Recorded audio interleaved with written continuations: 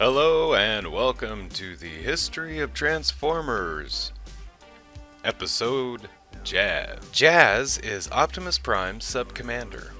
Unlike Prowl, Prime's military strategist, Jazz responds well to improvisation. Whatever surprises the Decepticons spring, Jazz can deal with. His position as Special Operations Head calls for all skills he possesses. Yet he still has time to add some style to everything he does. An admirer of Earth's music of every kind, Jazz loves culture more than other Autobots. He has his finger on the pulse of Earth trends and lingo. Chances are Jazz could tell you the status of almost every reality television show and each week's top 40 list. Jazz's personality makes him well liked among the others of the ARC's crew, especially Bumblebee. Blacker than the inside of a drive shaft. That's how Jazz describes the north side of Cybertron. The slang-talking operations specialist was on a recon mission to ascertain Cybertron's bleak energy reserves, and his reports are what prompted the Autobots' mission to search for new sources of energy outside their home world. Jazz served as a pilot for the ARC until severe asteroid turbulence knocked him from his seat. The Decepticons took advantage of the confusion and attacked. Both vessels and parties crash-landed on Earth. 4 million years later, in 1984, the Autobots and Decepticons awoke, reformatted to fit in on the planet. Jazz traded his sleek Cybertronian form for an even sleeker Porsche 935 Turbo mode. As a lieutenant to Optimus Prime, Jazz was charged with assembling task force and special mission teams to counter the Decepticon threat. Jazz accompanied the first mission to an offshore oil rig, where his wrist-mounted grappling hook and winch came in handy serving Optimus Prime. He used the same line to stop Prime from riding the rapids at Sherman Dam and pull Blue Streak and Ironhide from an unscheduled lake swim. Throughout their stay on Earth, Jazz was seen giving orders and accompanying Optimus Prime on almost any mission they undertook. He also actually used his sound and light show attack on at least 2 occasions.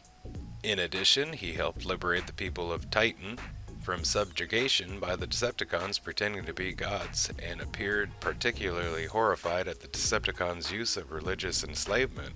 By 2005, the Decepticons had overtaken all of Cybertron, forcing the Autobots to operate on Moonbase 1, Moonbase 2, and Autobot City on Earth. Though most of the senior command staff were killed as a result of the Decepticons' attack on the city, Jazz remained on Moonbase 1, where he and Cliffjumper survived. The ginormous Unicron arrived, and subsequently ate both moons.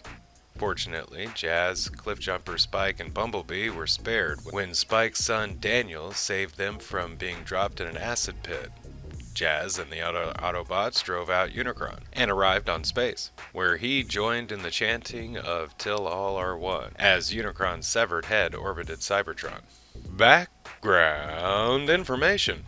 Jazz is one of the main characters in the series up until Season 3, where he started making only a few cameos with no lines. This is because Scatman Crothers, who voiced Jazz, died not long after Transformers the movie, which takes place between Seasons 2 and 3. Scatman Crothers is often credited as having coined the term ginormous, a combination of gigantic and enormous, when using it to describe Unicron in Transformers the movie, a term which was officially added to the Merriam-Webster Online Dictionary in 2007. However, the term has actually been around for much longer, being listed in the Oxford English Dictionary as a British informal word that has existed since the mid-20th century. His real name is unpronounceable in English, so just call him Jazz. In recent years, toys sporting the name Jazz require an additional Autobot prefix for trademark reasons, hence making his official name Autobot Jazz. Thank you for watching the History of Jazz. Don't forget to leave a comment, like, share, and subscribe if you can. If you already have, thank you, and have a nice day. Bye-bye.